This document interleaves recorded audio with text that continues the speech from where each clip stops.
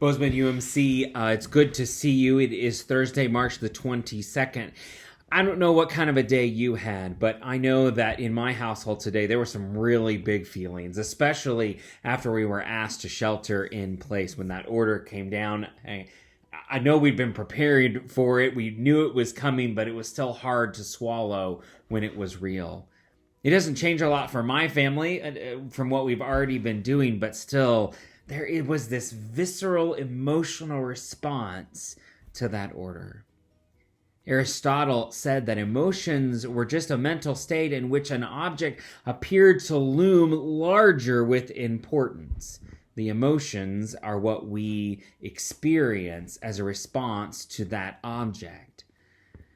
My household today had a myriad of emotions, and it seems like every day is this movement back and forth between emotions, that everybody kind of has their moment when they lose it every day. Finn decided he didn't want to nap today, and so during supper, he just had such big feelings because he was so tired and just all this emotion coming out. Nora couldn't do something she wanted to do today, and that disappointment about being stuck at home came out with a lot of angry emotions.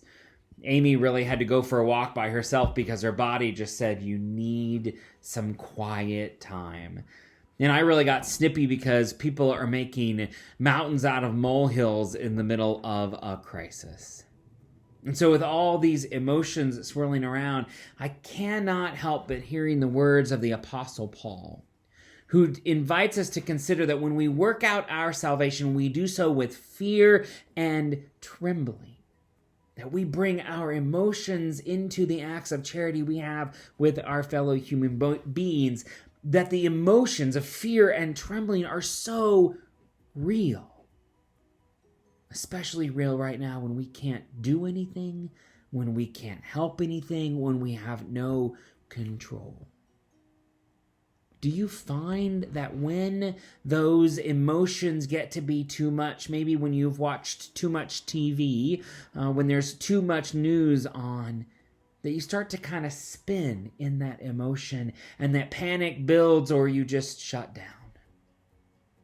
If you feel that feeling, and you stay with it, it won't last nearly as long as you think. Researchers tell us that emotions in their purest form last 90 seconds. What if when you have that moment of fear, you just stay with it until it's over? Now, it may take 3 minutes if you're a bit emotionally clogged like I am these days, but just stay with that fear and trembling and know that God is with you in the very midst of it. And that is indeed part of our incarnational God who experiences all our emotions with us. I want to invite us to live into one of our values during this time, which is that we will feel all our feelings and that all these feelings are good. So turn off the TV. I got to remind myself it's not a good time to read post-apocalyptic novels. Read something upbeat. Be hopeful. I'm putting on some really good upbeat jazz music while I'm cooking supper. I'm playing my piano every day. I'm doing things to get the emotions to move through and out of my body. But here's what I want you to remember. When those emotions get to be too much, when you feel like nothing is going your way, I want you to remember that we are still here. God is still doing amazing work through us as people. Church is not canceled. The church staff has been preparing for this exact moment for 2 weeks now. I know it feels weird to think that they have been doing that, but we've been having these conversations daily. Our Zoom connections are going to continue. Every day there is a group from the church that meets on Zoom, continues their relationship, continues to be supportive for one another. And if you don't have a community, then let Reverend Amy know and we'll get you connected with one so that you have a support system in the midst of this. We're going to continue to live stream worship on Sunday morning at 9:30 a.m. on Facebook. If you have a church dash need, please reach out to Reverend Amy also, because she is coordinating those who are stuck at home and need that extra help. On Monday morning, our daycare will continue to provide care for the children of first responders and medical staff. The American Red Cross has reached out to us to find locations for a blood drive, and the annex building is open and ready for its use.